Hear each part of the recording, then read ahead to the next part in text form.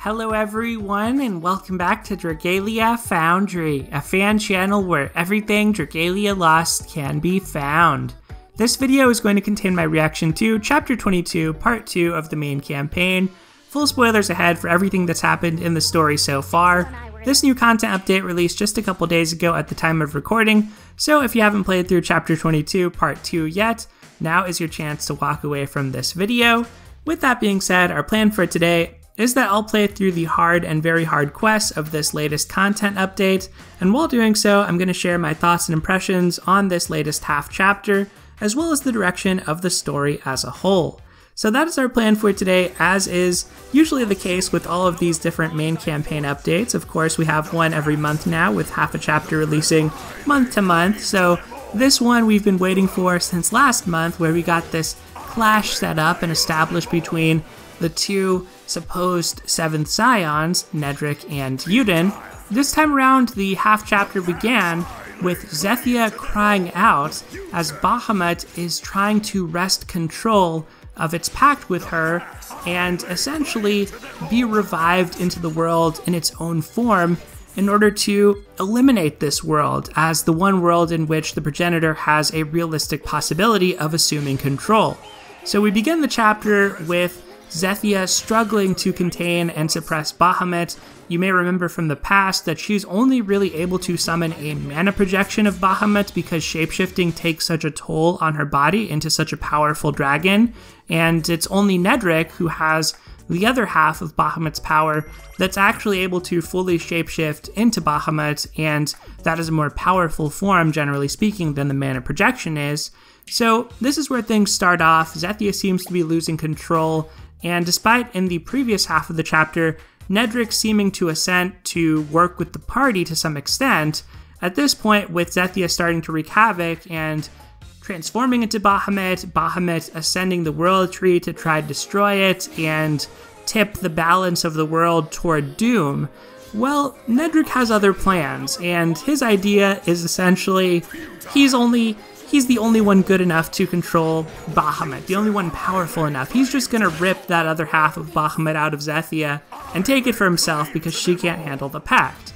That is kind of how he approaches the problem, until he's confronted by the group, and it's Daddy Audric, also known as Papa Aurelius, who proposes a forbidden technique. Apparently, in the past, the Alberian royal family has had the ability to quell a dragon's rage, and this has come in handy for those who can't fully form pacts. There are some who have lacked the talent or ability to form pacts properly and assume their royal duties, and so there is a forbidden technique that can be used to do this, and that's the plan to try quell the rage of Bahamut, during which time Jin Lorda will use his fairy magic and let everybody enter Zethia's mind and defeat Bahamut there, or at least push back Bahamut so that she's the one mainly in control of the pact.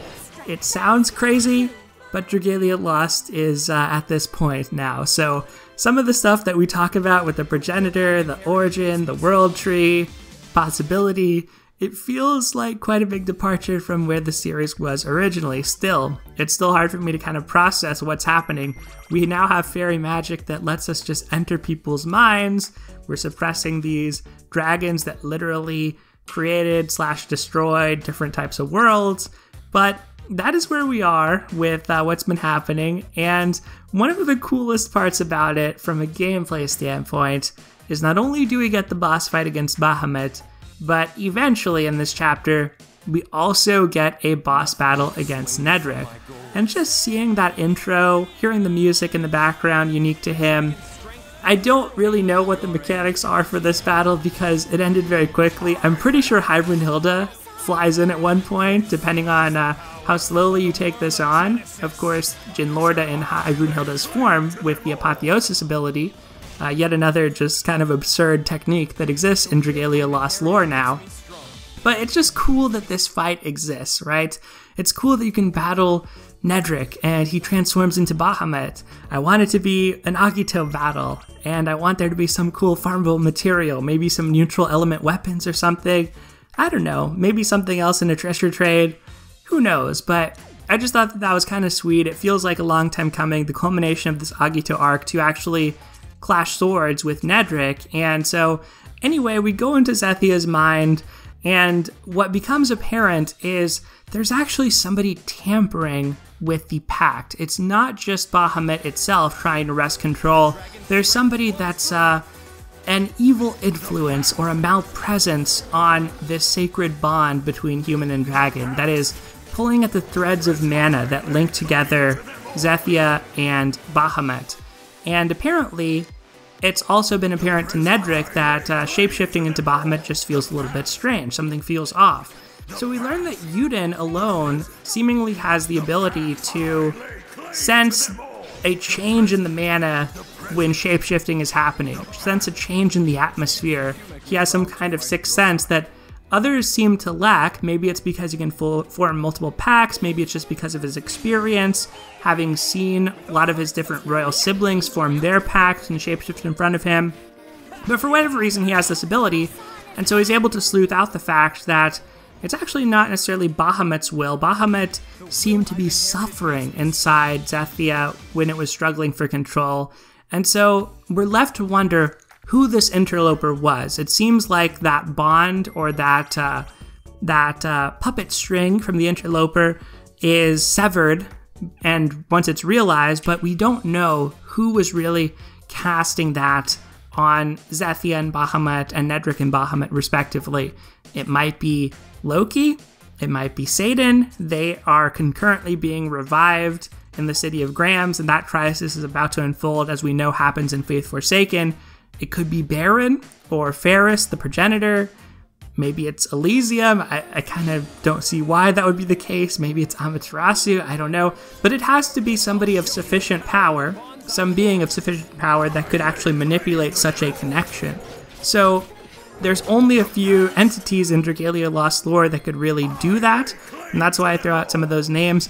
The other possibility, maybe Kronos Nyx, but we haven't seen a lot of Kronos in the story, but who knows if Audric has come into the past, or into another timeline, I should say. If Zethia has come into another timeline in the form of Xena, maybe we're going to see Emperor Yuden cross over into the current timeline. It could happen, and Kronos Nyx, certainly the dragon that could make it happen if it were to do so. So anyway, that happens.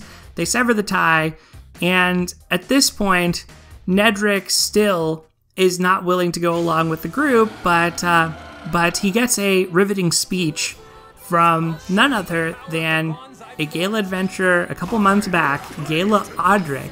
So Audric makes his reveal that he is Aurelius. We learn about some of his follies as a parent, his struggles with Nedric actually having survived, yet him not wanting to bring Nedric back to the Halidom, or I guess to the Alberian Kingdom, because he didn't want to displace Yuden either, and him learning about Bahamut being in or pact bound to Nedric and the suffering that might cause Nedric, the burden, him looking for a solution to that, heading to the Binding Ruins, and that's where our main story began.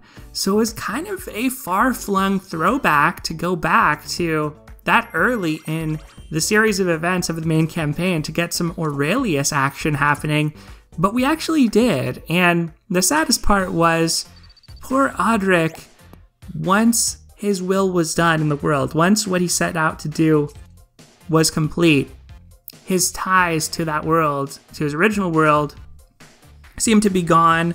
The chain of causality seemed to be prepared to erase him from existence. So I don't understand fully the mechanics of this, but essentially he just faded away.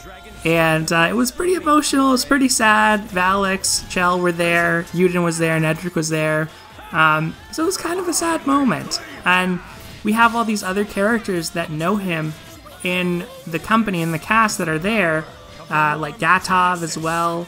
So yeah, that was kind of sad to see. Audric is such a popular character, and like Aurelius or not, I think a lot of people like Audric, so it almost felt like this was the chapter he would have gotten a Gala variant, but interestingly, when it comes to Gala Watch, I really didn't get any strong impressions this time around, which I think is actually a good thing. There didn't seem to be any obvious tell of who the next Gala adventurer will be.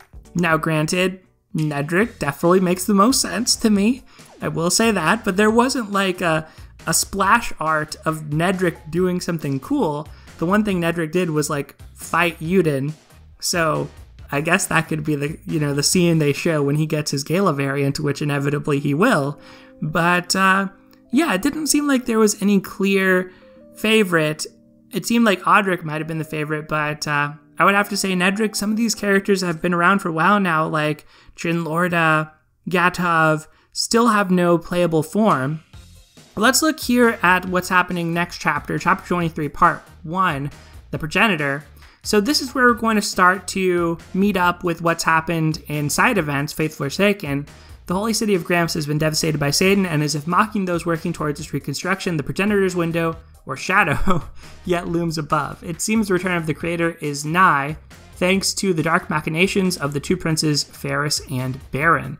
All this and more in the next campaign update. So all signs point to one of them being the ones that are sort of pulling the strings between or behind the pact between Zethia and Bahamut. Not sure what's going to happen in the next chapter other than what was written there. Let me know what your thoughts are on chapter 22 in the comments below. I'd be curious to hear what you have to say. But that is going to do it for today, everyone. So thank you as always for watching. Take care, and I'll see you next time.